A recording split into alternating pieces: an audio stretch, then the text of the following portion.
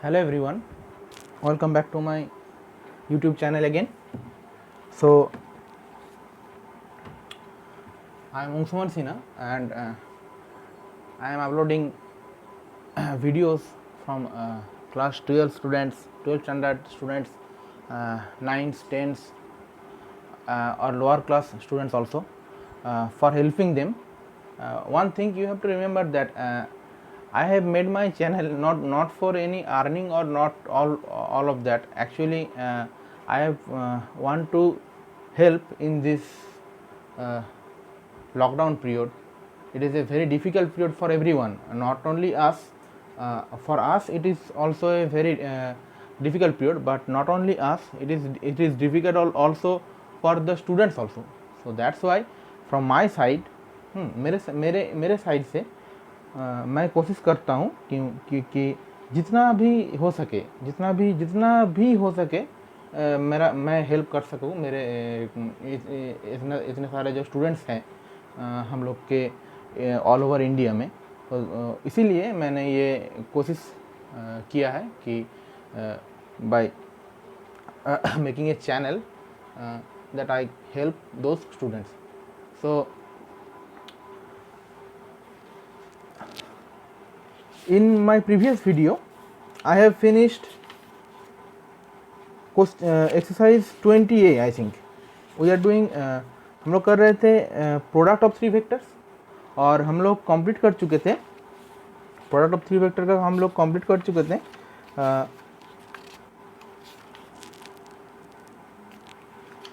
Exercise 25a हम लोग complete कर चुके थे। ओके, सो आज हम लोग जाएंगे एक्सरसाइज 20b के तरफ। एक्सरसाइज 20b में RS अग्रवाल बुक में ही एक्सरसाइज 20b में शॉर्ट टाइप क्वेश्चन दिया हुआ है, वेरी शॉर्ट टाइप क्वेश्चन यहाँ पर दिया हुआ है। जैसे एक क्वेश्चन हम यहाँ से अगर लेंगे तो वो क्वेश्चन अगर हम यहाँ से सॉल्व करते हैं तो वो क्या आएगा। तो हम लोग आज स्टार्ट करेंगे एक्सरसाइज 20b जो है वेरी शॉर्ट टाइप क्वेश्चन दिया हुआ है और ये दिया हुआ है प्रोडक्ट ऑफ थ्री वेक्टर का रेस्पेक्ट में। तो अगर हम यहाँ से स्टार्ट करेंगे product of three vectors again,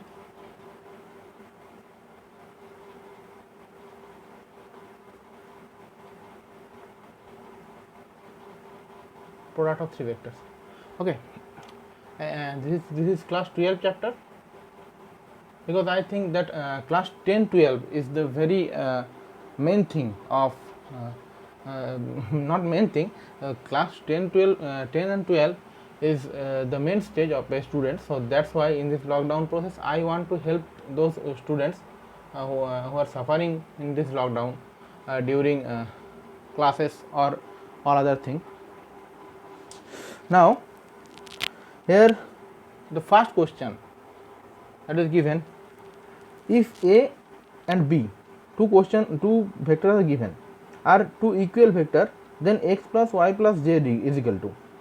Now this is a vector. A vector means x I cap plus 2 j cap minus z k cap, ये दिया हुआ है। और एक दिया हुआ है b वेक्टर दिया हुआ है 3 i cap minus y j cap plus k cap, ये दोनों दिया हुआ है।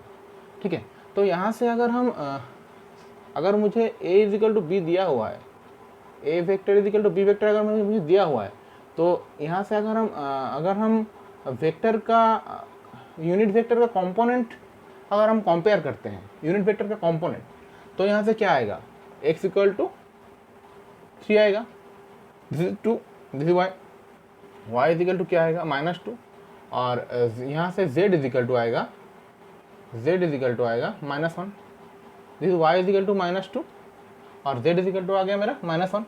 तो x plus y plus z मेरा क्या आ जाएगा, x plus y plus z मेरा क्या आ जाएगा 3 plus 3 minus 2 minus 1 that is how much 0।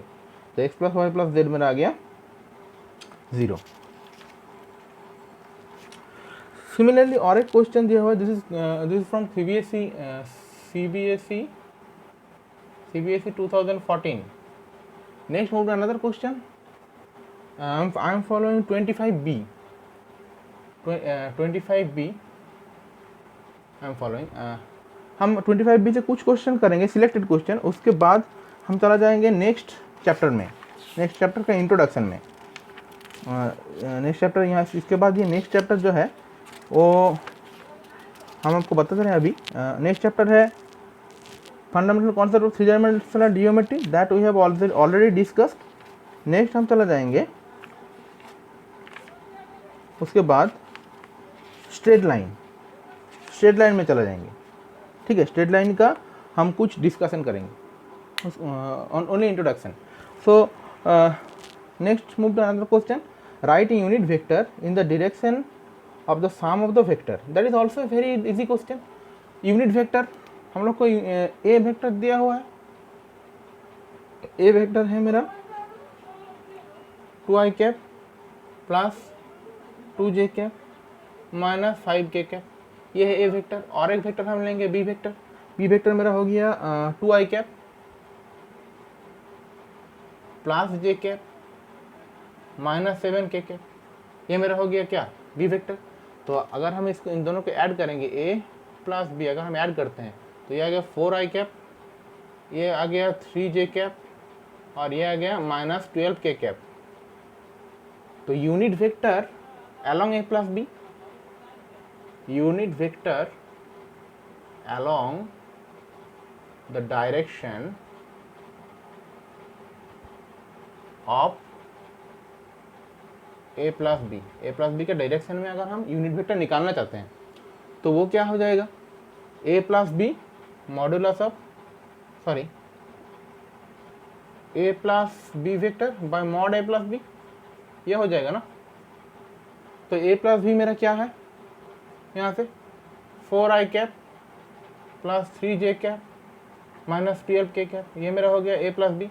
और मॉड इसका निकालेंगे तो 16 प्लस 9 प्लस 144, ये आ गया। और अगर हम इसको कैलकुलेशन करते हैं तो I am writing if this is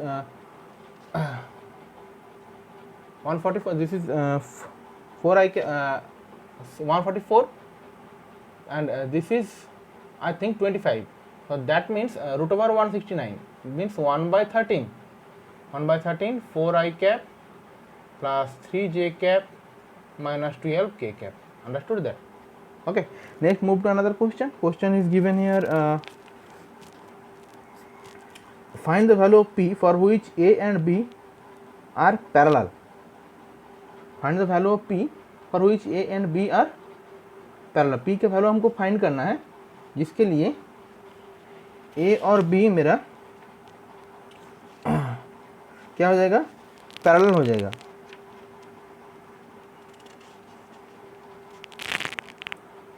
तो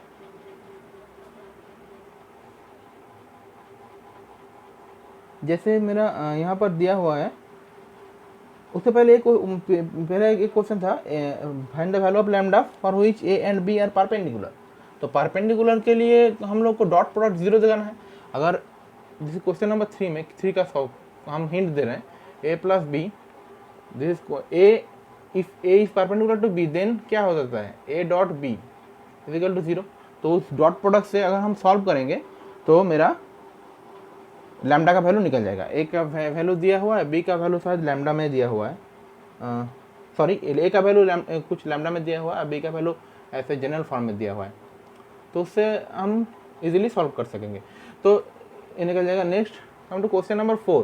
क्वेश्चन नंबर 4 में बोला है find the value of P for which the vector, अगर हम लेंगे A vector is equal to 3i cap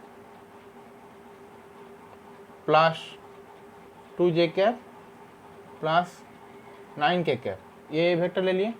और एक वेक्टर हम ले रहे हैं बी वेक्टर, वो हो गया मेरा i cap minus 2p j cap plus 3 k cap, ये हो गया। तो ये दोनों वेक्टर पैरेलल होगा, this two vectors are parallel when this two vectors will be parallel if a cross b is zero. अगर a cross b is zero हो गया तो ये पैरेलल हो जाएगा, तो हम इसका क्रॉस प्रोडक्ट निकाल के इजीली पी को फाइंड कर सकते हैं। ऐसा क्वेश्चन हम लोग किए हैं, अगर आप लोग देखना चाहते हैं तो मेरा प्लेलिस्ट चेक कीजिए, वहाँ से आपको मिल जाएगा। Next move to another question, find the value of lambda when the projection of a on b is 4 unit. तो इसके लिए ये क्वेश्चन हम लोग सॉल्व करते हैं ताकि आप लोगों को एक आइडिया हो जाए। सपोज ए वेक्टर, एक तो आपको वेक्टर दिया हुआ ए वेक्टर मीन्स लैम्डा आई कैप प्लस जे कैप प्लस 4 के कैप, ये ए वेक्टर दिया हुआ है। और एक वेक्टर दिया हुआ है बी वेक्टर दिया हुआ है 2 i cap plus 6 j cap plus 3 k cap, ये दिया हुआ है। तो मेरा projection of a on b, projection of a on b क्या होता है? Projection of a on b, ये क्या होता है? ए dot b divided by mod b. Okay, तो हम इसी का वैल्यू हमको दिया हुआ है कितना? 4 दिया हुआ है ना। इसी का वैल्यू हमको क्या दिया हुआ है, कितना दिया हुआ है? 4 दिया हुआ है। तो इसी का वैल्यू हम 4 कर देंगे। तो यहाँ से अगर हम कैलकुलेशन करते हैं ए डॉट बी को, ए डॉट बी मेरा ए डॉट बी आता है, ए डॉट बी अगर हम कैलकुलेशन कर देते हैं यहाँ पर 2 लैम्डा प्लस 6 प्लस 12, ये आ गया ए डॉट बी। और मॉड बी मेरा क्या आ जाएगा? मॉड बी आएगा 4 plus 36 plus 9, that is mod b मेरा आ गया, मॉड बी आ गया root over of 7। Okay, so 2 lambda plus 6 plus 12 divided by 7 that's equal to 4। यहाँ से अगर हम कैलकुलेशन करते हैं 2 lambda plus 18 is equal to how much? 28। तो यहाँ से लैम्डा का वैल्यू अगर हम सॉल्व करते हैं, लैम्डा का वैल्यू मेरा आ जाएगा 5, आई थिंक 5 आ गया लैम्डा का वैल्यू। ठीक है, तो ये एक सॉल्यूशन था। नेक्स्ट हम लोग मूव करते हैं अनदर सॉल्यूशन पे। If a and b are perpendicular vector such that mod of a plus b is equal to 13, mod a is equal to 5, then find the value of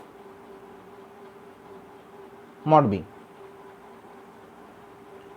तो ये भी एक अलग क्वेश्चन है। यहाँ पर मेरा a प्लस बी दिया हुआ है, ये दिया हुआ है 13, ठीक है। मॉड a दिया हुआ है 5, ये दिया हुआ है 5, और मॉड बी दिया हुआ है, हमको निकालना पड़ेगा, ठीक है। और ए और बी बोला है परपेंडिकुलर।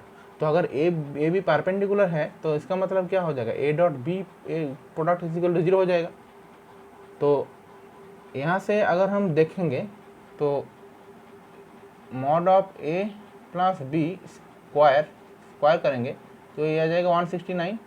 इसका मतलब a plus b equal to 169। यहाँ से ये आ जाएगा mod a square, a dot a means mod a square, b dot b means mod B square, understood? Mod B square plus 2 mod B is equal to 169, ये आ गया। तो यहाँ से मॉड ए का वैल्यू कितना आ जाएगा? 25। मॉड बी का वैल्यू अभी पता नहीं है, उसको मुझे निकालना पड़ेगा। To this since a dot B is equal to 0, तो ये भी मेरा क्या आ जाएगा? सॉरी, ये मॉड नहीं होगा, ये भी मेरा क्या आ जाएगा? 0 हो जाएगा। तो ये आ जाएगा 169 में। तो this equal to mod B square is equal to 144 as you can see from the board. So mod B is equal to how much? 12। Okay, तो mod B is equal to 12। तो उसके बाद हम चला जा रहा है नेक्स्ट क्वेश्चन पे। नेक्स्ट क्वेश्चन मेरा यहाँ पर क्या है? होप आप लोग मुझे सुन पा रहे हैं। नेक्स्ट क्वेश्चन यहाँ से क्या, यहाँ पर क्या है? If a b a unit vector this is this for me, this is very important, but this is from CBSE 2014 CBSE, ये CBSE में आया हुआ है 2014 में. Next move to another question. If A is a unit vector such that x minus a vector dot x plus a vector is equal to 15, तो मुझे mod x find करना है और a एक यूनिट वेक्टर है. ठीक है,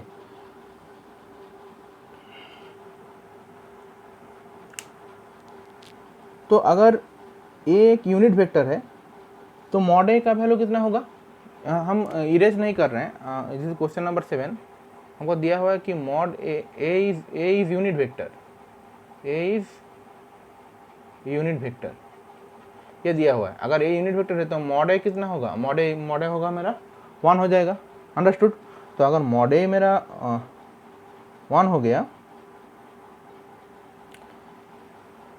mod a मेरा 1 हो गया, तो यहाँ से हम ले सकते हैं x bar minus a bar, x bar, and this is not bar, this is vector minus a vector plus a vector, that's equal to how much. यहाँ पर कितना दिया हुआ है, 15 दिया हुआ है, that's equal to 15.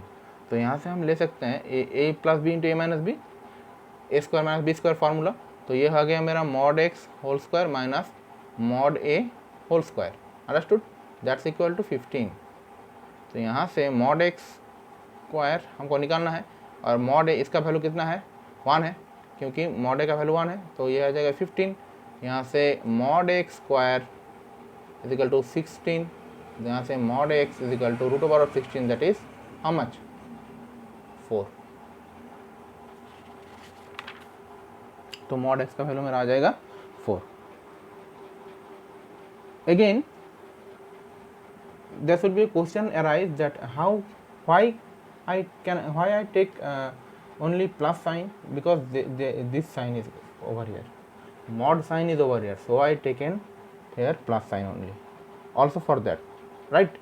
Next move to another question. The question is given here, find the sum of the vector a b c. It is a very easy question, you can do it. Only the question given in this unit vector form, you have to add that question. Next move to another question. The question is given, again find the sum of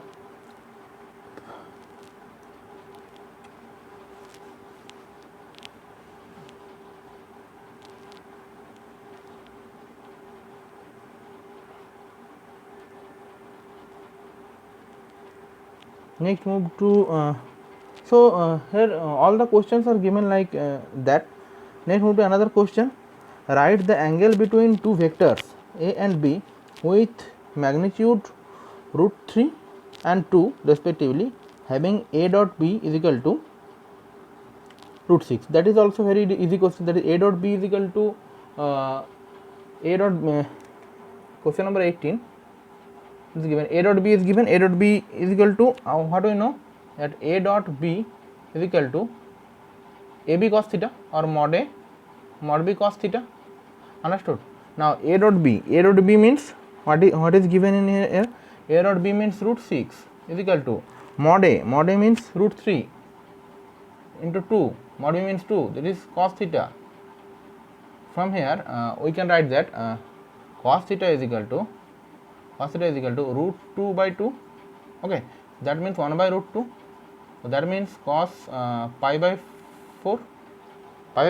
So theta should be how much, 45 degree. 45 degree. Next move to another question. The question is given here, a is equal to a b is given, so we have to find modulus of a cross b. That is also very easy question. Next move to another question.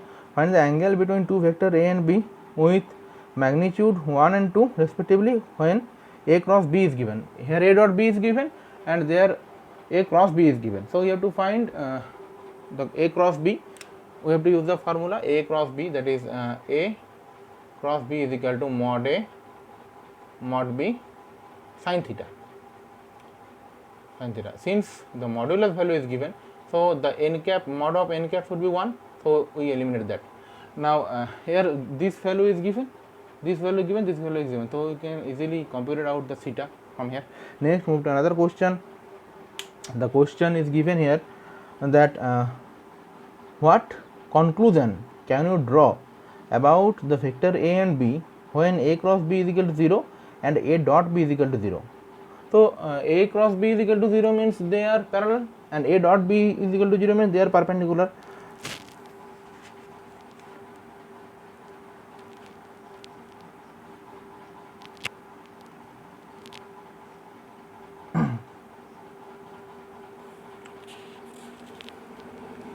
Next, move to another question.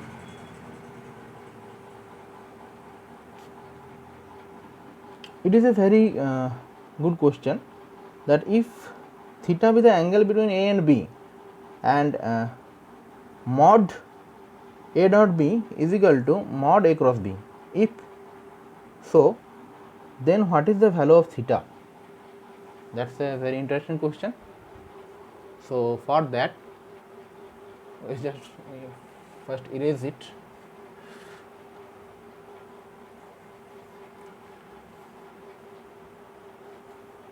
Viewers, one thing I am again telling you, that I am doing this for class 12 standard student, because from my side I want to help the students who are struggling in this lockdown period.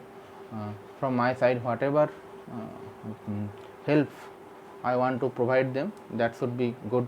I think about that from my side. This is, again I am telling you, this is not for any gaining or any income base or other thing. Okay, so please don't mind that he is doing it for earning money or another thing. So next, move to another question. The question is given here. Okay, question number 27. We are jumping to question number 27 is given, that is exercise 25b. The rest of the maths, if you are trying, that the math is easy. This question is slightly different. That's why I am try to do it. And if theta be the angle between a and b, theta be the angle between a and b, angle between a and b, theta is the angle between a and b. So, and it is given that a dot b is equal to a cross b. It is given here, a dot b is equal to a cross b.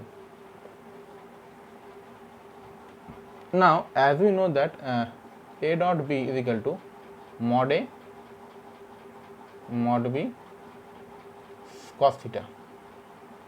Okay. Now, if we taking mod over there, then there should be more modulus value, also be modulus value, also be in the mod. Okay.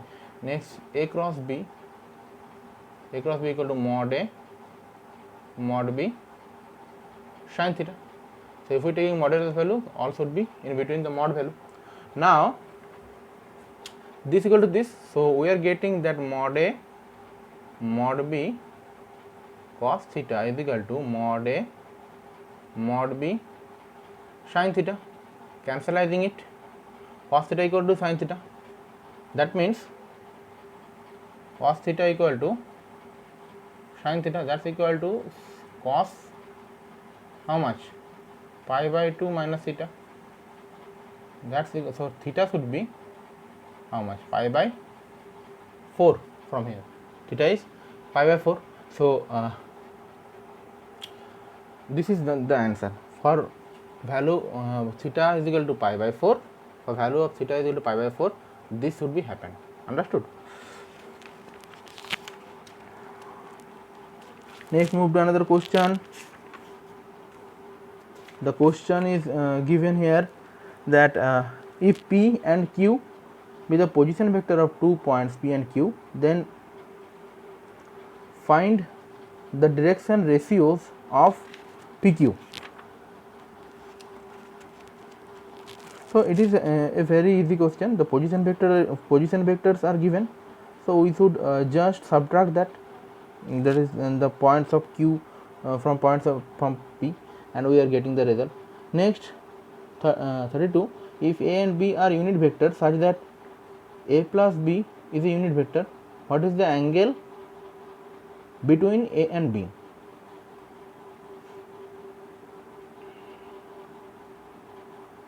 That is one important question.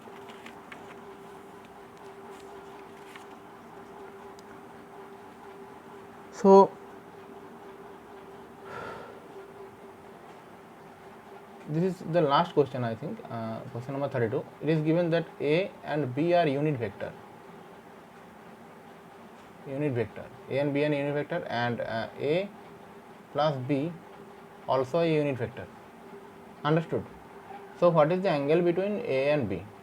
Now we are taking the product A B dot A B, that should be 1, since A plus B is a unit vector, that should be 1. That's implying mod A square plus mod B square plus 2 mod A mod B is equal to how much? 1. Okay, this is 1 plus 2 mod A mod B equal to 1. Now from here we are getting that A B is equal to minus of mod A mod B is equal to how much? Minus of. Okay.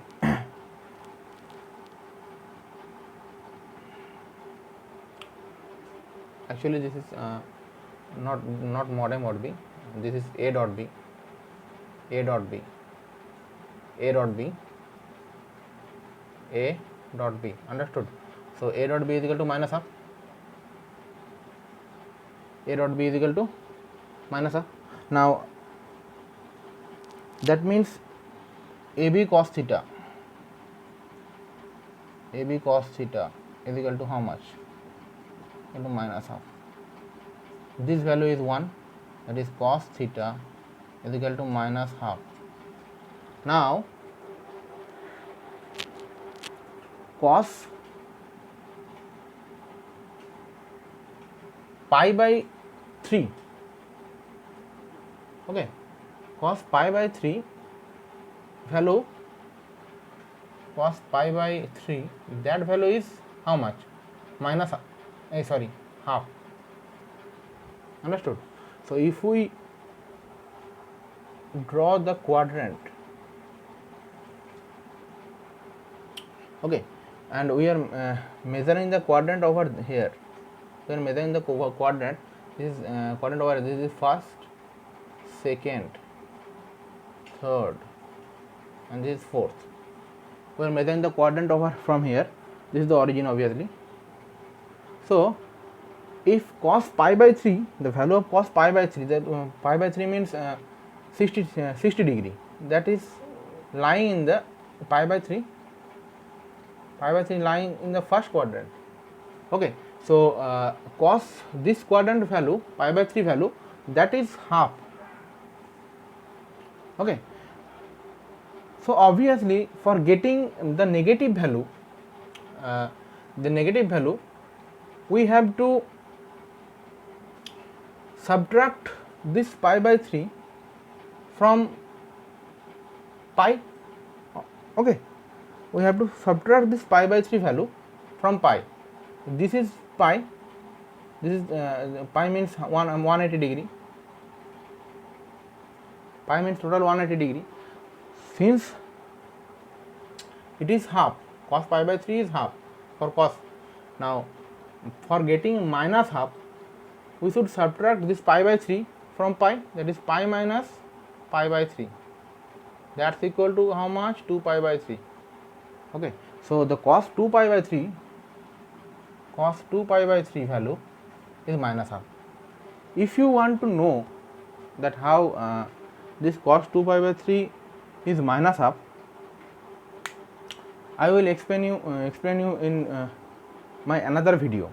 Okay, I will explaining you in this video so that you can understand. This is first quadrant, second quadrant, third quadrant, fourth quadrant, and I have already told you in my, if you can see from my video, that you can see from my check it out from my video, that in trigonometry I have uploaded one video.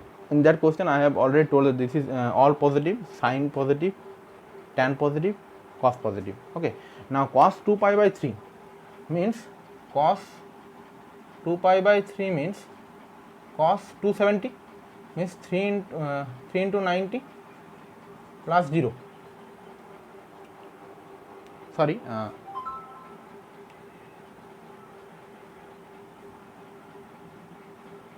One more time, cos 2 pi by 3,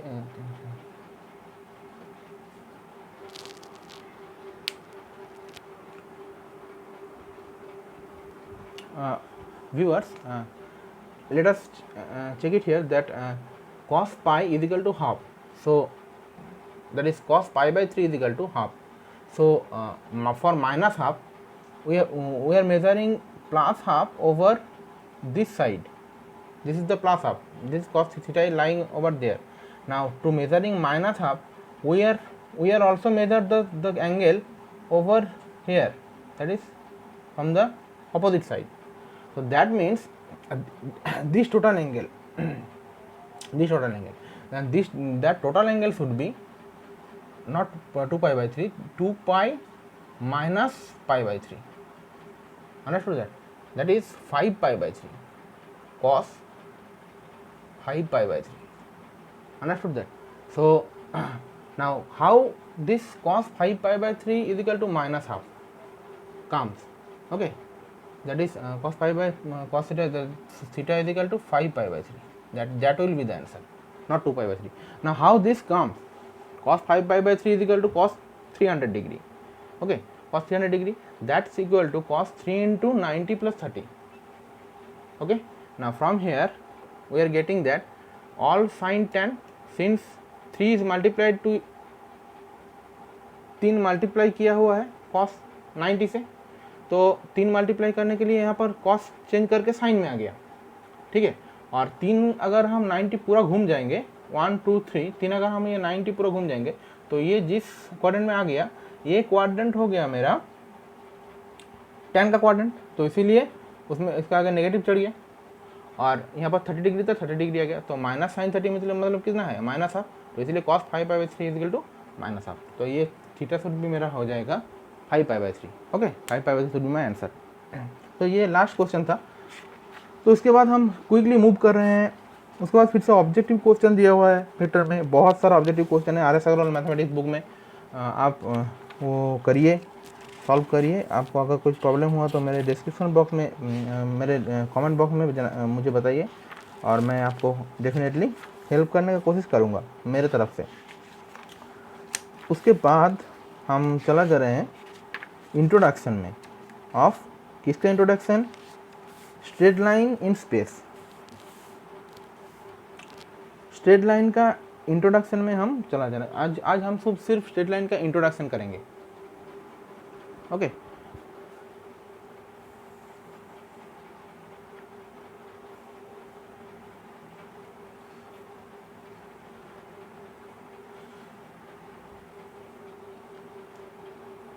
straight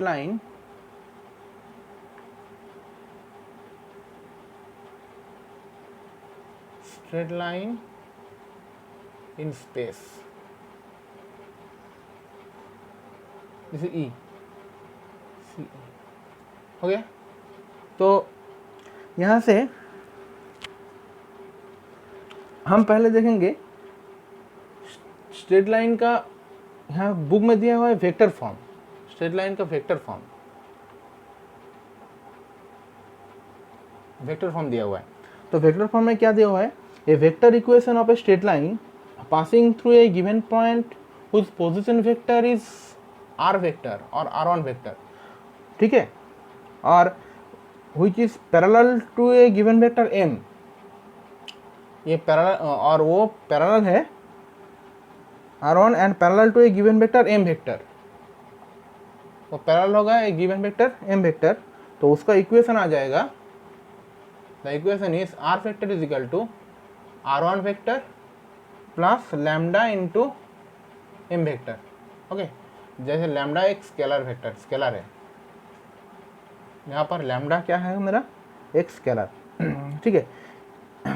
यहाँ पर proof दिया हुआ है, हम only picture draw कर रहे हैं ताकि आपको समझ में आ जाए। जैसे ये हो गया, ये मेरा हो गया आर वेक्टर, ये आर वेक्टर हो गया, ठीक है, और ये मेरा हो गया R1 वेक्टर, ठीक है, और इधर एक वेक्टर जा रहा है, इधर एक वेक्टर जा रहा है, इधर वो है, और वो ये वेक्टर पैरेलल है इस वेक्टर से, जिस वेक्टर से, और ये वेक्टर है मेरा m। आपको क्या समझ में आ गया? ठीक है, और यहाँ पर हम नाम दे दे रहे हैं, this is a and this is p। तो ये r का इक्वेशन होगा r vector plus lambda into m vector, और r1 vector plus lambda into m1 m vector.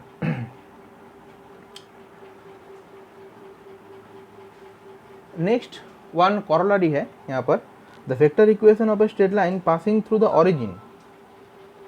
अगर ये r जो r है, ये r अगर this r if it passing through origin होगा, पासिंग थ्रू ओ ओरिजिन, अगर ये होगा तो पास ओरिजिन, अगर ओरिजिन से अगर ये पास करेगा तो इसका जो R1 कंपोनेंट है, R1 जो है वो क्या हो जाएगा, 0 हो जाएगा। तो तब उसका इक्वेशन क्या आ जाएगा, R vector is equal to lambda m vector.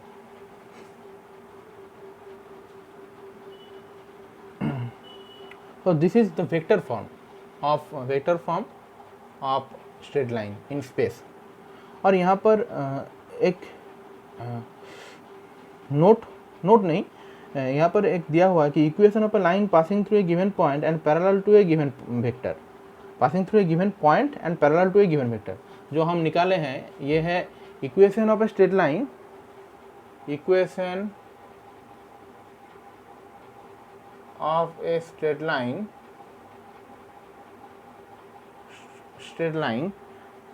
passing through a given point, passing through a given point and parallel to a given vector,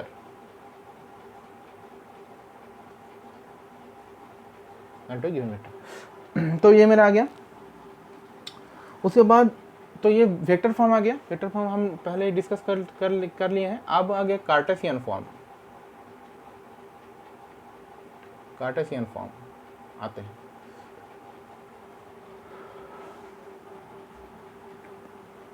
Cartesian form में स्ट्रेट लाइन क्या होगा, अगर हम ये लेते हैं पॉइंट जिसका कोऑर्डिनेट है x1, y1, z1, और एक लेते हैं पॉइंट यहाँ पर इसका कोऑर्डिनेट है x2, y2, z2, और इसको हम जोड़ देते हैं, ठीक है। तो दिस z2 व्यूअर्स। तो इसके लिए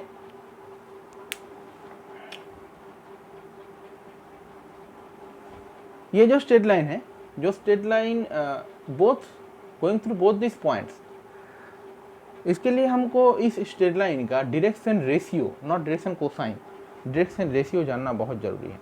ओके, तो अगर हम इसका डायरेक्शन रेशियो dr अगर हम लेते हैं, अगर हम लेते हैं ABC, तो उसका इक्वेशन आ जाएगा,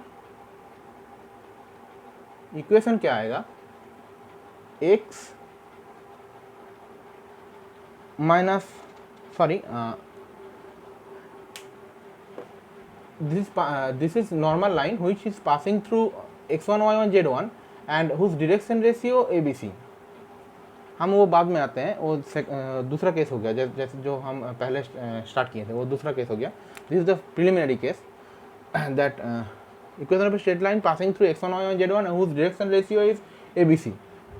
The equation should be x minus x1 by a is equal to y minus y1 by b is equal to z minus z1 by c। ये आ जाएगा इक्वेशन उसका, ठीक है।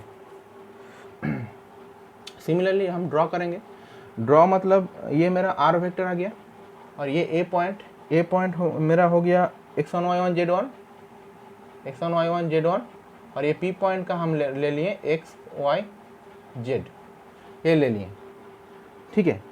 तो मेरा ये जो स्ट्रेट लाइन है, ये स्ट्रेट लाइन का इक्वेशन मेरा ये आ जाएगा। प्रूफ बुक में बहुत अच्छी तरह से दिया हुआ है, RS अग्रवाल बुक आप फॉलो कीजिए, सब कुछ मिल जाएगा आपको, ठीक है। यहाँ पर डायरेक्शन कोसाइन का फॉर्म में भी दिया हुआ है कि अगर एक line passing through x1 y1 z1 है और उसका डायरेक्शन कोसाइन दिया हुआ है एल एम एन, अगर ये दिया हुआ है तो उसका इक्वेशन क्या आ जाएगा, x minus x1 by L is equal to y minus y1 by M is equal to z minus z1 by N, ये आ जाएगा, ठीक है। Next move to another question और another form.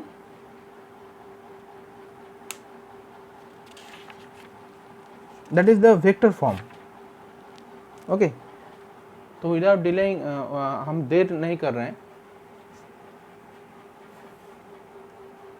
that is equation of a line passing through two given point, heading होगा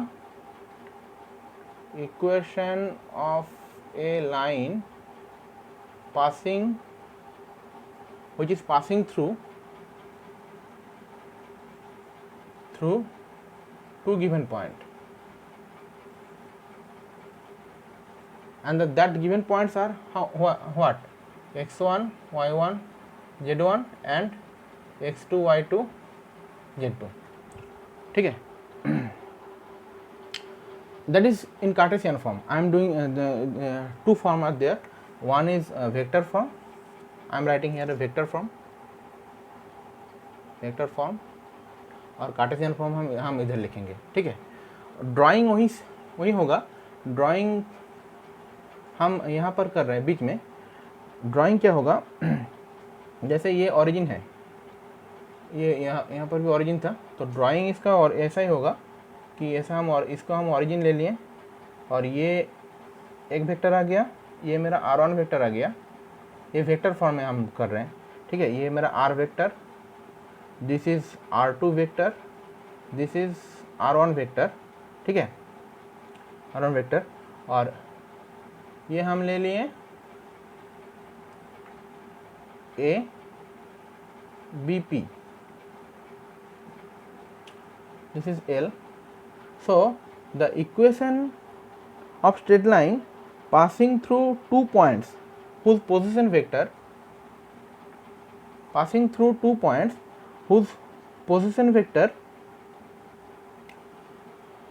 in vector form, equation of a line passing through two given points whose position vector r1 and r2, ये हो गया। तो वो आ जाएगा मेरा r vector is equal to r1 minus r1 plus lambda into r2 minus r1, this should be all in vector form, okay. तो ये आ गया इन वेक्टर फॉर्म में। और अगर हम ये कार्टेशियन फॉर्म लेंगे, सेम ही होगा, इसका खाली हम कोऑर्डिनेट बैठा देते हैं x1 y1 z1, ये इसका बैठा देते हैं हम x2 y2 z2, और इसका हम ले लेते हैं कोऑर्डिनेट x y z। तो ये वेक्टर फॉर्म में आ गया। और कार्टेशियन फॉर्म में हम इधर लिखते हैं, कार्टेशियन फॉर्म में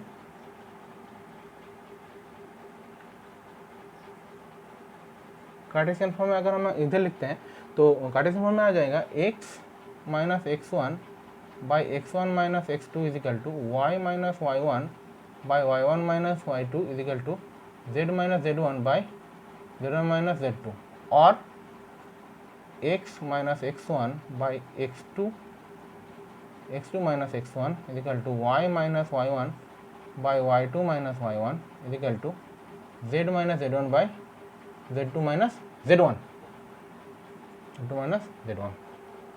ठीक है।